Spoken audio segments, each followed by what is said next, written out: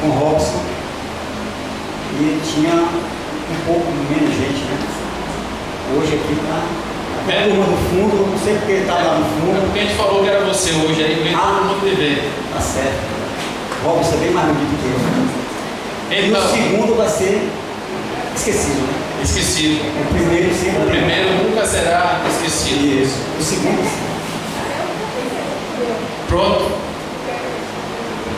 Boa noite. Boa noite. Eu vi a minha vida e outra vida. Fala que ela esteve em uma vida passada e que ela consegue, em outra vida, rever os irmãos. Mas ela primeiro tem um pensamento, né? Um pensamento. Aí ela fica lembrando do que ela passou. E na outra vida ela era a mãe deles. Você já viu esse filme? Já. Então, como ocorreu assim tão rápido essa evolução dela rever os irmãos, mesmo sendo em uma outra vida? Os filhos. Os filhos. Porque aconteceu muito rápido, não foi? Isso. Eu estou tentando me lembrar do filme e vou tentar responder assim de uma forma bem simples. A questão do esquecimento, todos nós estamos reencarnados, concorda? Então, tivemos outra existência. Os fatos ocorridos nessa existência, através da misericórdia divina, nos é esquecido. Mas isso não impede de alguns indivíduos terem flash de vidas passadas. É o que ocorreu com a personagem do filme. Tá? Se eu não me engano, essas lembranças vinham através de sonhos. Os sonhos são também, através do sono, são uma forma de emancipação da alma. Tá?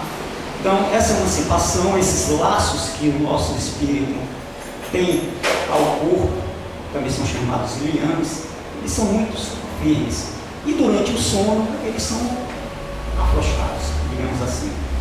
E os espíritos, nós temos a oportunidade de fazer essas visitas, né, em localidades, receber instruções durante essa emancipação e sonhar. Pode ser que nesses sonhos, no caso específico do filme, ela venha em lembrança de vidas passadas, que é normal, uma coisa, né, corriqueira. A maioria esquece por completamente a sua existência anterior. Por ela, por algum motivo, fazendo parte, tudo faz parte do desenvolvimento espiritual da pessoa. Então, por ela veio, digamos assim, essa dádiva, né, de lembrar de uma existência passada. Lembrou e, por incrível que pareça, localidades diferentes que ocorrem no filme, e ela foi fazer uma visita. Se eu não me engano, os filhos, acho que apenas um, né? Eu acho que apenas um estava vivo ainda, bem velhinho. E ela, a partir dessa visita nessa localidade, ela descobriu o local através dos desenhos, né, que ela tinha, que ela fazia, dos sonhos dela. Ela identificou o local, fez a visita e reencontrou, né, laços familiares, pelo menos acho que um, da vida anterior. Normal, pode acontecer com todos nós. Mas ela encontrou duas irmãs, se eu não me engano, mais um irmão, que foi o mais novo. Isso. Mas eu acho que não era irmão, era filho ou era irmão, eu não estou bem lembrado. Era filho. Filho, isso. E ela tinha uns pensamentos também, não era só sonho. Isso, Ela alguns estava flashes. trabalhando. Isso. E ela trabalhando, ela via a cena do que tinha acontecido no passado. Isso. Então eu acho Pode que acontecer também. ela era um espírito muito evoluído para ter essa visão, né, esse pensamento. A questão da evolução, ela não está atrelada a esse fato, tá? Qualquer pessoa, qualquer espírito, certo? Encarnado, independente do seu estado de evolução espiritual, pode ter esses flashes das vidas passadas, tá? Por algum motivo que faz parte do processo de evolução nosso, nos é concedido essa lembrança. Ela pode ser induzida através de de terapias, né? De regressão. Ela fez regressão. Isso, que em alguns meios acadêmicos espíritas é desaconselhável, porque ninguém sabe o que foi que aconteceu na existência passada, né? Nós, na existência atual, a única coisa que podemos garantir é que somos melhores ou iguais à existência passada, tá? Mas independe da evolução, independe. Qualquer um pode ter. Faz parte da missão dela ter encontrado, ter feito esses flashes, ter reencontrado esse passado dela, essa existência dela, esses fatos, para o processo evolutivo dela. Tá? Também eu acho que foi para ajudar o irmão, porque o irmão ficou com aquela coisa na cabeça. Acho que tinha um vínculo, alguns resquícios. Isso, porque a mãe, num momento assim de desespero, pediu a ele para que cuidasse dos irmãos. Só que ele era muito pequeno, né? Agora estou lembrado. Só tinha uns 12 anos, eu acho. Exatamente. E aí acho que ele ficou com aquela coisa assim de querer fazer e não pôde fazer, né? Na relação entre eles ficaram algumas pendências que a espiritualidade resolveu que ela resolvesse essas pendências nessa existência agora. E ele na existência passada. Tá? Mas é muito bonito aquele filme, viu? Com certeza. Obrigada. Nada. Então, tudo bem?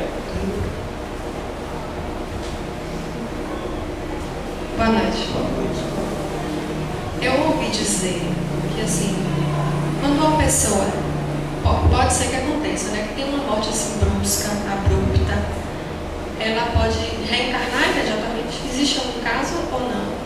Pode existir. A questão da reencarnação, o período que você fica na erraticidade, que é ou estado de erraticidade, né? E essa erraticidade não é vinculada a erro, né? Espíritos errantes todos nós somos, porque estamos em processo constante de reencarnação. A permanência nesse estado de erraticidade, que é um estado onde o espírito está no plano espiritual, né? Está desencarnado, ele passa por aprendizados, passa por instruções e tudo mais. Esse período, né, de uma encarnação a outra depende do estado de evolução do espírito.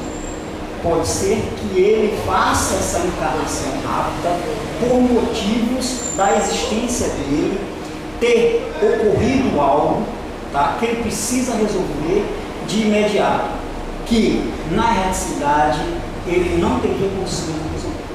Aí ele reencarna novamente. Acontece geralmente onde espíritos em um estado de inferioridade, né, no seu processo de evolução, ainda está muito atrelado à matéria. E este, digamos assim, esse estágio, né, no mundo real, alguém tem alguma dúvida que o mundo espiritual é o mundo real e que o mundo carnal é o mundo ilusório? Acho que não, né? Então, o mundo real é o mundo espiritual, é o plano espiritual. Então, nós estamos passando por um estágio encarnados e retornamos ao nosso mundo, como se fosse, né? Então, para que permanecemos lá em um processo de aprendizado, né, de instrução e de consciência, ela tem que existir.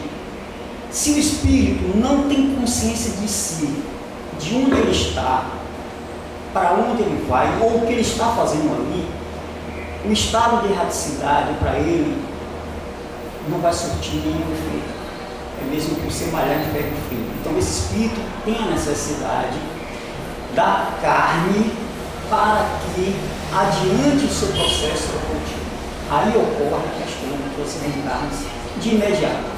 Mas é muito raro, é muito raro. A média geralmente tem uns dizem números, quase 20, 30 anos, 50. Então esse encarne de imediato não é por conta desse acidente brusco, mas por conta da evolução do processo evolutivo do corpo.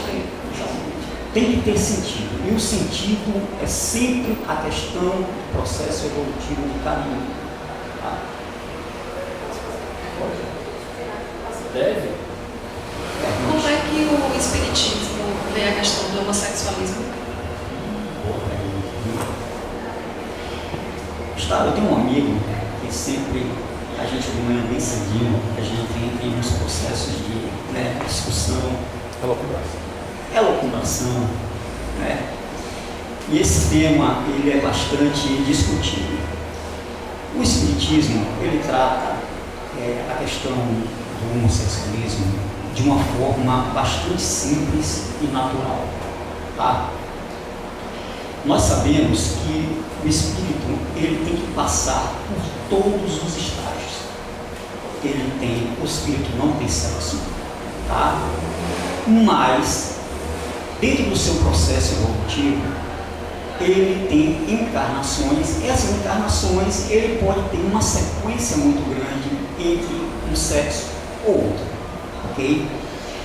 Mas para um aprendizado dele, ou para um aprendizado de outras pessoas, ele pode vir num sexo diferente daquele que ele passou por existências anteriores. E isso pode conflitar nesse corpo mental dele, né, que é o que está mais próximo do princípio da gente, a questão dos conflitos sexuais. E aflorar uma sexualidade de uma existência anterior. Esse é um dos caminhos onde a maioria se explica. A questão do sexo, o Espiritismo não condena. Inclusive tem uma pergunta para Chico Xavier no Pinga Fogo, onde ele faz justamente, né, instiga a Chico a falar da questão sexual. Como é que a gente pode condenar um sentido, um prazer que é comparado ao mesmo prazer de se alimentar, tá? O que a gente não pode, e que o Espiritismo não é que condene, mas é inapropriado, é a utilização desse sentido, desta vontade, dessa sensação de forma, né, como é que eu poderia dizer a palavra, pejorativa, vulgar, tá? Então, a pessoa é livre, tem o livre-arbítrio de fazer a escolha correta. Essa escolha, ela sempre não deve trazer o mal a si e principalmente o mal a outras pessoas, tá?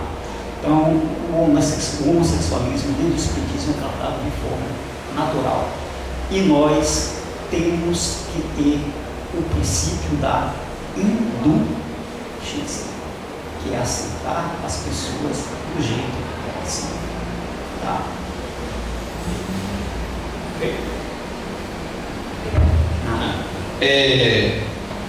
Como a gente tem um compromisso assim, de estar muito preso na questão do Evangelho, do Pentateuco, a gente tem aqui uma pergunta, que é a pergunta 223, que pergunta o seguinte: a alma se reencarna imediatamente após ter se separado do corpo? Algumas vezes reencarna imediatamente, porém com mais frequência depois de intervalos mais ou menos longos. Nos mundos superiores, a reencarnação é quase sempre imediata. A matéria corporal sendo menos grosseira, o espírito encarnado goza aí de quase todas as suas faculdades de espírito. Seu estado normal é o estado dos vossos sonâmbulos lúcidos. Certo? Só corroborando aí com isso. Barreto falou. Parece uma questão inversamente proporcional, né? É porque nós todos, digamos, ainda estamos no estágio inferior, vocês sempre vão me ouvir falar na primeira pessoa do plural. Então, não se sintam ofendidos, tá? Então, nós estamos no estágio de engatinhando, vamos dizer assim, precisamos desse aprendizado na reticidade para voltar e pôr em prática aquilo que achamos, né, que aprendemos. Então, os espíritos superiores que cuidam desse nosso processo de reencarnação nos orientam. Mas e por que lá nos planos superiores a reencarnação é quase que imediata? Porque esse aprendizado não faz mais sentido. É questão sempre de passar por estágios, obviamente, de regeneração, né, de sentir mais na pele o estado de felicidade nesses mundos superiores. Ok? E aí? Eu quero a turma lá de trás, viu? A turma lá de trás é a mais sabida de todas. Minha dúvida é em relação, assim, pessoas com problemas mentais, tipo quadro de esquizofrenia e a questão de uma obsessão. É muito tempo, é no limite. Será que a gente pode afirmar sempre que há uma esquizofrenia, tem uma obsessão por trás, ou apenas como separar a questão do psicológico da questão espiritual? Ok. A gente tem a questão da obsessão. Eu vou começar por ela, porque para a gente entender direitinho, a gente fica meio assustado, né? Às vezes de ou então, meu Deus do céu, eu estou obsidiado. E nem sempre está. Tá? O nosso aparelho psíquico, também conhecido nossa psique, eu e esse nosso amigo também estamos tomando esse curso dia de quinta-feira, lá na Mansão do Caminho, e tem nos abastecido de certas orientações com relação a nossa psique. Ela é muito complexa, tá? E ela tem uma partezinha dela chamada inconsciente, que é dividido em inconsciente pessoal e inconsciente coletivo. É a nossa, digamos que essa sala seja toda a nossa psique. O consciente representa apenas esse lugarzinho, digamos assim, que eu estou sentado. O restante todo é inconsciente. E tem uma pessoa, né, um indivíduo da nossa psique que não deixa esse inconsciente passar para o consciente, que é o nosso ego. Bom, esse inconsciente, ele traz o inconsciente pessoal, que são dados da última existência, né, que estão ainda aflorando, e o inconsciente coletivo. Aí muita gente acha que esse inconsciente coletivo é de toda a humanidade. Não, é o inconsciente coletivo, é de todas as nossas existências, né, desde o processo de criação do nosso espírito. E muito desse conteúdo quer passar para o consciente, e o ego chega e olha, aqui não. E o que ele vai filtrando, ele vai jogando também nesse inconsciente. Bom, dito isso, a gente pode, digamos, cometer o erro de estar com o estado desse inconsciente, de uma existência anterior, querendo aflorar um comportamento e confundirmos com o comportamento da nossa vida atual, que está no nosso consciente, tá? E essa confusão nos traz a lembrança de que eu estou obsidiado, porque isso não é meu, tá? Bom, isso é uma coisa. A outra coisa é eu abrir as portas, certo, do meu ser, da minha existência, para afinar com pensamentos e comportamentos daqueles que se encontram no plano espiritual, desencarnados e também encarnados, tá? Porque existe a obsessão do desencarnado para o encarnado, do encarnado para o desencarnado e entre encarnados, tá? Que já teve a sensação de que alguém estava pensando ou estava querendo um mal muito grande a gente tem uma sensação quando entra numa sala ou entra num recinto ou passa uma semana o tempo todo pensando que tem alguma coisa forte quando eu entro naquela sala ou quando aquela pessoa está. Esse é um exemplo de uma obsessão de encarnado ou encarnado, tá? A questão daqueles que têm deficiências na sua psique, tipo esquizofrênico, né, que você citou, esse estado dessa psique, ela pode estar desenhada no seu plano encarnatório, tá? Por algum resgate que esse indivíduo tem que fazer. Diz a literatura que o esquizofrênico, por exemplo, foi alguém muito importante numa existência anterior, onde o seu desenvolvimento intelectual, a sua evolução intelectual, ela foi muito forte. E isso trouxe prejuízos a esse indivíduo na questão da sua vaidade, na questão do seu orgulho. E essa evolução não trouxe nada de bom para ele e para o outro, o coletivo. o que é que acontece? Na encarnação, o indivíduo aprisionado num corpo onde essa inteligência, esse desenvolvimento não se emana, ele está preso constante. E se você observar, a grande maioria dos esquizofrênicos, estou falando assim, toda a regra da associação, são pessoas altamente inteligentes. Tá?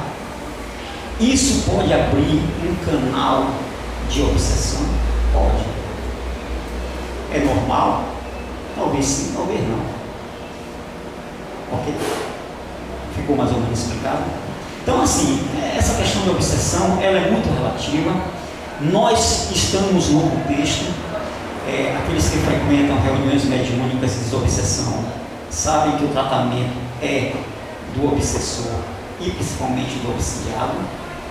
Não é isso que acontece? Por que o obsidiado? Porque o obsidiado tem que mudar a sua forma de pensar para não atrair aqueles indivíduos que estão numa situação inferior, atrair e estar afim daquele pensamento negativo. Então trata-se o obsidiado, essa questão de mudar o pensamento, a forma de pensar, principalmente no autoconhecimento, né, da transformação, e o obsessor para que receba no plano espiritual a ajuda dos mentores espirituais, tá? Que saia dessa situação, porque a situação é equivocada.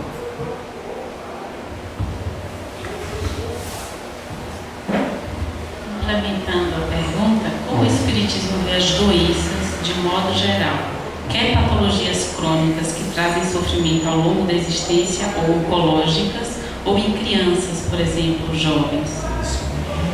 Olha, todas as doenças, tem algumas que são kármicas, que são, né, o espírito já nasce. Fizeram essa pergunta para Divaldo Franco, ele respondeu assim: esses espíritos têm que resgatar algo. Ponto.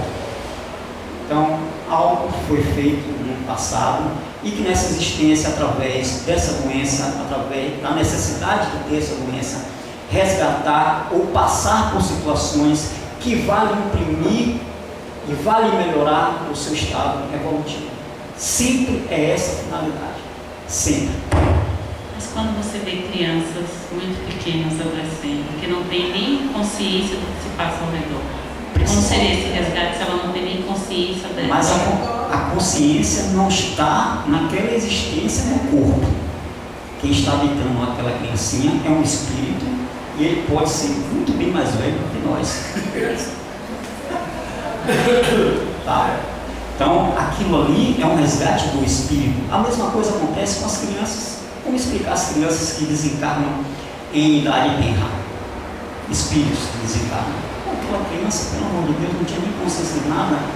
Obviamente, ou vão complementar alguma coisa, né, de existências anteriores, ou precisam passar por aquele tempinho, ou precisam de um choque anímico.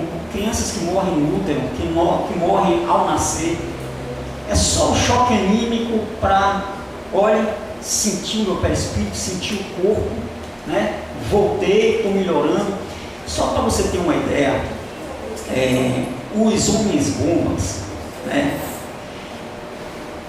Eles necessitam algo em torno de 1000 reencarnações para começarem a refazer o seu perispírito pelo ato que cometeram. Existem reuniões mediúnicas onde espíritos, Paulo participa, a Zânia participa também, eu ouço muita história daqui, de outros centros, onde os médios estão ali para pôr espíritos em grande estado de degradação perispiritual, para sentir o choque anímico só daquele corpo são, para mudar a sua percepção do seu corpo mental. Então, é a mesma coisa da criança, desse processo. Essas doenças, pode ser em criança, pode ser em adulto, pode ser em adolescente, pode ser em velho. O espírito pode passar a vida inteira, né, com a doença congênita, por exemplo, aleijado a vida inteira numa cadeira de roda, tetraplégico, uma existência inteira. Isso aqui não tem maldade nenhuma. Ele é necessário ele passar por aquilo, por um resgate de uma existência interior e para o seu processo evolutivo. Deixa eu só complementar aqui em relação a isso. Todo mundo sabe o conceito de espírito, perispírito, corpo, é claro para todo mundo? Só vou falar. Desculpe, ter falado do perispírito. É isso, não, porque nós temos, pela doutrina espírita, 3 corpos, não é isso? O corpo físico, o perispírito e o espírito. Se a gente for para o esoterismo, tem muito mais, né? Se a gente for abrir esse corpo, tem o corpo mental, inferior, superior, que alguns chamam, né, tem outros nomes.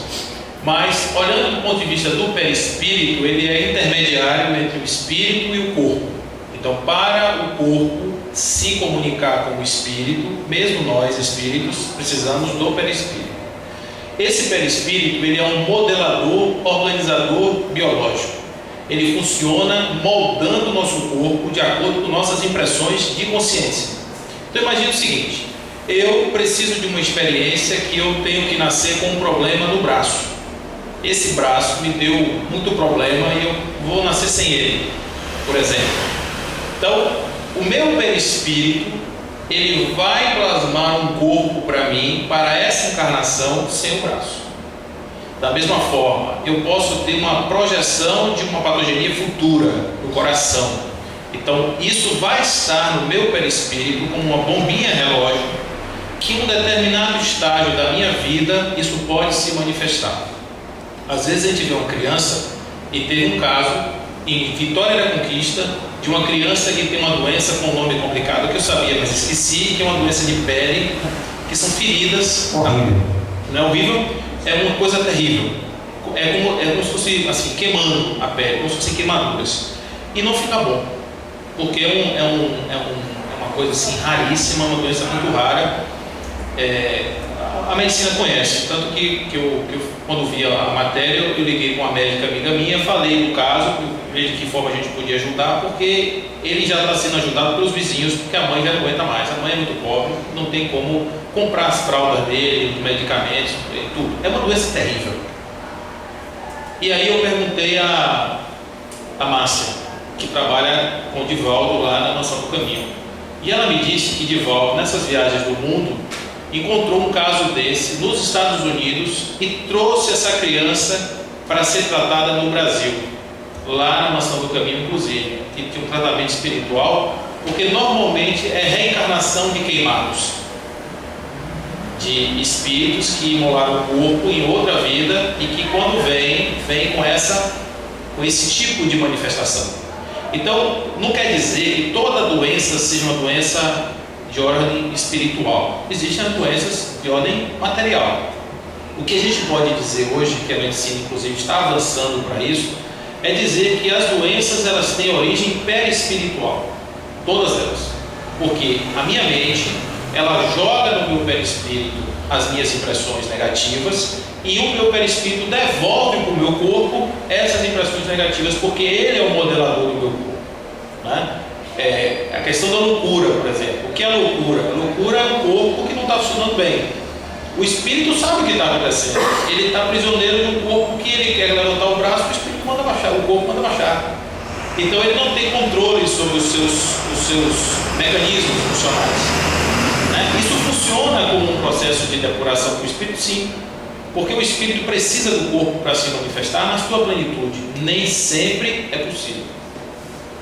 Mas assim, perispiritualmente, ou seja, em termos de mente, o caso de câncer, o caso de outras doenças, existem casos de regressão dessa doença por indução de pensamento, através dessa relação do perispírito com o corpo.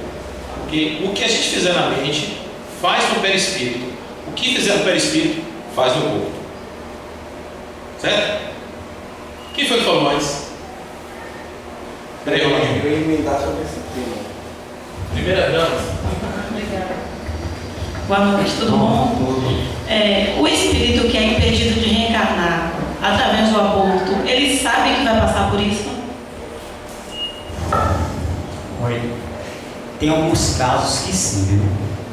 Tem alguns casos que sim. Tem alguns casos na literatura, inclusive de médicos que presenciaram em salas, né, do médico que vai cometer o aborto, do espírito se ajoelhado aos pés da mãe, pedindo pelo amor de Deus que ela não cometesse aquele ato. um ato, digamos assim, para aquele que vai reencarnar, muito prejudicial. Para a mãe também é te dado o direito, né, da maternidade. Ela, por livre-arbítrio, escolhe não ter essa criança e ceifar uma vida já existente. Tá? O que é que acontece com isso? Cria-se um relacionamento entre esse espírito que queria reencarnar com este espírito materno, que vai ter que ser resolvido durante milhares de existências. Muitos sabem. Principalmente quando esse processo vem desde o início, né? Quando a maternidade é indesejada mesmo. Respondi? Obrigada. Nada.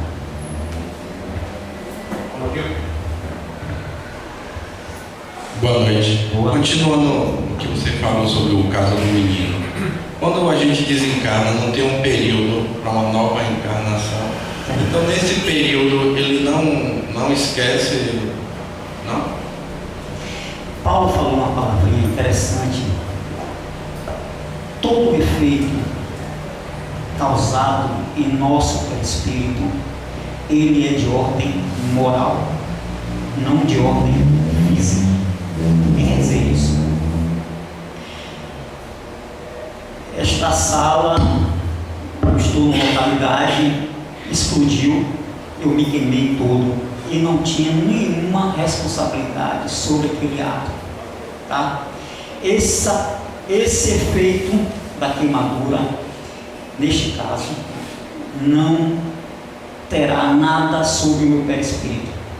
Agora, se eu fosse o ocasionador, tivesse responsabilidade sobre aquela incêndio e me queimasse, os efeitos no meu perispírito seriam devastadores. Ok? Até tudo bem. Partir dessa para melhor. Estou lá no plano espiritual, sentindo na pele, né, no meu perispírito, todos esses efeitos de queimadura. Obviamente, estou num estado, logo depois da morte, de perturbação completa, tá?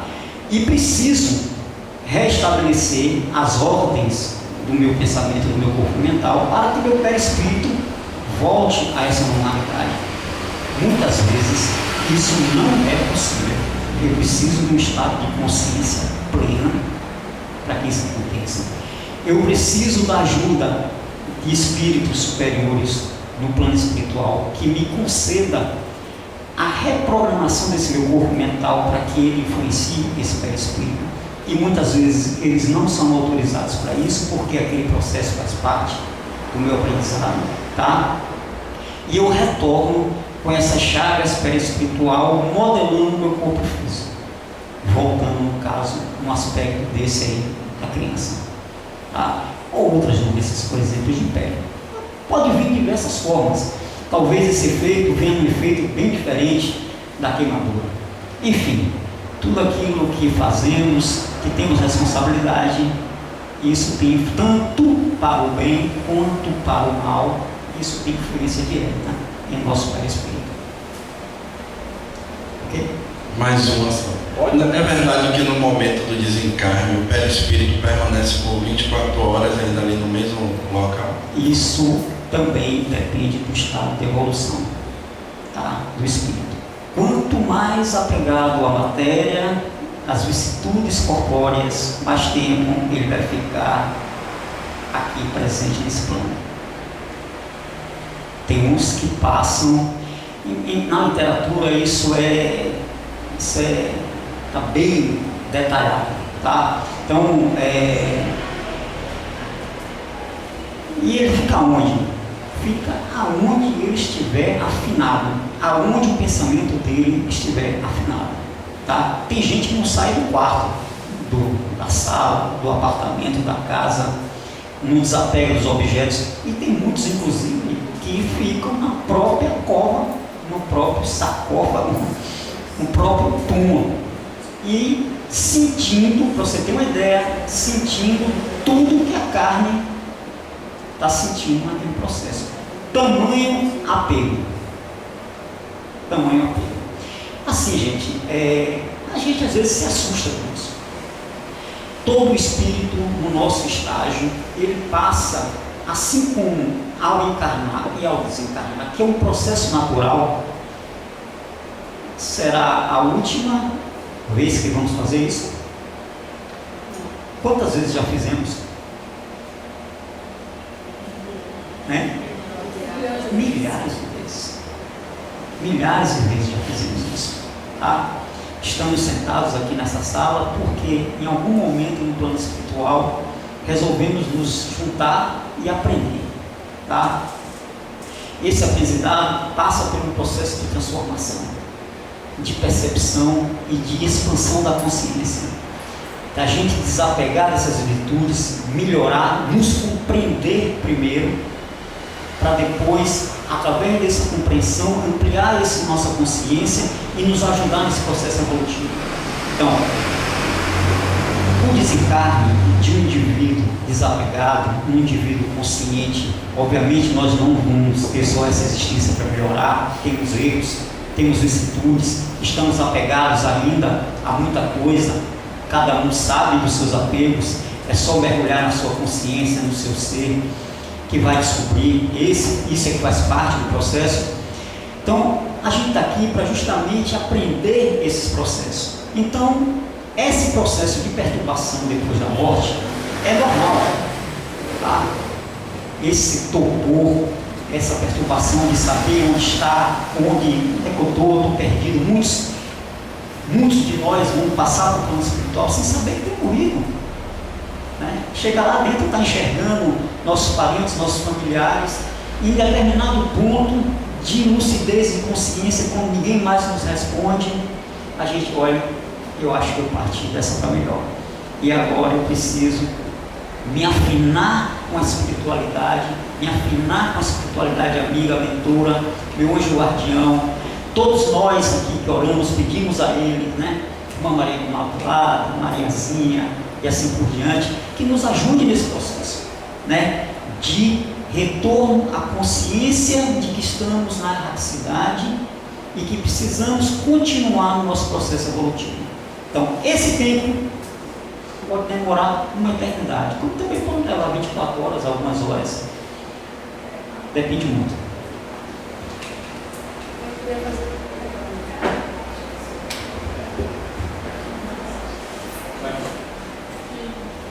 As perguntas hoje, então, rapaz, Robson não passou nem pertinho do que eu estou passando aqui, viu? Estão me apertando igual parafuso, viu? Mas é porque ele falou que o senhor sabe tudo. Olha para isso. Questão 155. Como se opera a separação da alma e do corpo? Rompidos os laços que a retinham, ela se liberta.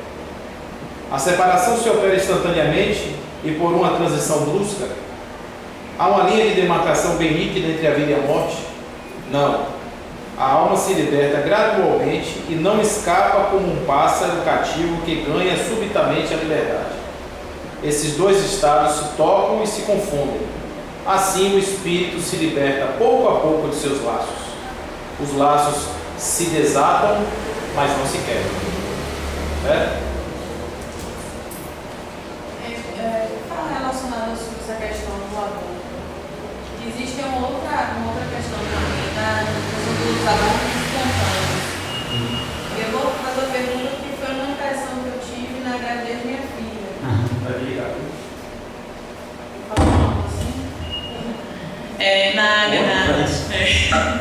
Na gravidez de minha filha, quando eu estava com 5 meses de gravidez, eu do nada, simplesmente comecei a ter uma hemorragia abundante. E aí fui para o hospital e tal. Eu nunca comentei isso com ninguém daqui do centro e me veio isso na cabeça. E aí o que acontece? Quando eu cheguei no hospital, o médico ele já veio para dar notícia a gente de que eu tinha perdido ela, por conta de toda a situação que aconteceu. No momento que eu estava esperando o médico, a minha médica chegar para me dar a notícia, eu tive a impressão de como se ela estivesse desistindo de mim, porque eu já tinha um pouco de conhecimento do espiritismo. E aquele momento ali eu senti que foi meu e dela, sabe? conversa, de pura oração. Foi a única coisa que me veio à mente. E eu tive essa impressão forte. Eu não sei se foi o caso. Eu sei que quando a médica veio, ela veio com o resultado da ultrassom e os médicos disseram que não existia nenhuma explicação para a hemorragia que eu tive e que a gravidez estava tudo ok, não existia nenhum indício. E depois desse fato, ela nasceu com saúde e está ótima hoje. E aí eu quero saber, não exatamente desse caso, mas o porquê da pergunta, que se existe a possibilidade do espírito, nesse processo da gestação, dele em algum momento querer desistir da encarnação, e se existe o processo dele querer desistir e voltar. Existe. Se tem como existe esse processo de convencimento, vamos dizer assim. Existe. Pense no jumentinho mapeado padecer. Tem uns que não querem nem saber, né? Não quero entrar nesse corpo não, porque não tem consciência ainda da questão da encarnação, da reencarnação, da depuração do espírito através do corpo, tá? Eu pensei, mas eu acho que você já está esclarecida da questão do aborto espontâneo. Mas é interessante isso, que tem uma questão ali dos espíritos, onde é perguntado sobre esse aborto em específico. A resposta é a seguinte: entre a vida do que vem e a vida materna, prevalece a vida da mãe. Ok? Então, você está livre de qualquer... Questão 359. Isso. Aí Paulinho orientou que eu não sou desse negócio de número, não. 359, não sou papá. E a questão do espírito desistir existe, tá? Todos nós temos o livre arbítrio e seremos chamados à responsabilidade por isso, ok? Precisamos reencarnar, precisamos. A reencarnação faz parte da misericórdia divina. É através dela que resgatamos nossos erros passados, né? É através dela que persistimos os nossos acertos, nossos aprendizados por bem, e é através dela, unicamente dela, que depuramos o nosso espírito, ok? Mas o espírito reencarnante que está na beira do caminho pode abortar esse processo, tá? Obviamente que está sob orientação espiritual, tá? Esses espíritos podem influenciar, podem, e muitas vezes não devem. Ele também tem que responder por esta responsabilidade, ok? Mas pode chegar e desistir, não quero não, e pisar o pé no freio, e tchau. Mais uma. Ou mais uma só. Eu queria saber como é que o Espiritismo explica na situação. Recentemente eu perdi um sobrinho num acidente. E um mês após o desencarne dele, meu filho sonhou com ele estando numa igreja, e esse meu sobrinho ao lado do padre, no altar, se acabando de dar risada e piscando o olho para ele. Ele disse que minha mãe, eu tomei um susto tão grande porque eu só fui tirar um cochilo e eu jamais nem estava pensando nele. E depois eu tentei dormir novamente para ver se ele queria falar alguma coisa para mim e não consegui mais nada. Eu queria saber mais ou menos como é que o Espiritismo fala isso. Olha, o desencarne é uma coisa, é um processo, já discutimos isso aqui naturalmente. Uns vão mais cedo, uns vão mais tarde, tá?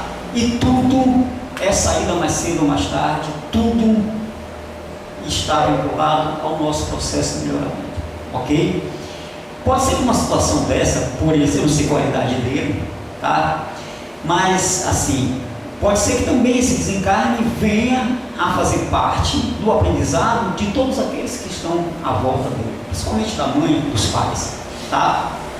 Então, é dessa forma que o Espiritismo enxerga, tá? A única coisa de fatalidade que nós temos é o nascer e a hora de morrer, tá? No meio do caminho a gente pode, através do livre-arbítrio, tirar essa vida através do suicídio, vamos responder por causa disso. Mas no caso de mais cedo ou mais tarde, tudo depende do processo reencarnatório dele e do processo evolutivo dele. Ponto. Pode ser, eu já tinha dito anteriormente, ainda aqui, que o sono e o sonho é um processo de emancipação da alma, de quem está encarnado. E esse processo de emancipação, eu posso me reencontrar com amigos, irmãos que partiram, com espíritos mentores, com locais. A espiritualidade amiga ou aquele que quer me fazer o mal pode me levar para um local que ele queira que eu veja, que eu participe daquilo. Enfim, pode ser que foi seu outro filho ou foi o primo dele? Meu filho. Seu outro filho? Tem a mesma idade. Ah, certo. Pode ter sido que ele tenha feito um reencontro com seu filho, que foi ele para mostrar que está numa situação boa, está amparado, foi numa região de uma igreja onde tem muita espiritualidade, mentora de cada local daquele, enfim. Temos que orar, continuar orando para que ele continue nesse caminho, receba o amparo da espiritualidade. A única coisa que a gente pode fazer é isso. É resignar, sentir saudade, sentir a falta, orar por ele, para a gente se sentir bem. E ele também. Dá tempo mais para uma, para duas, para três. Acabou.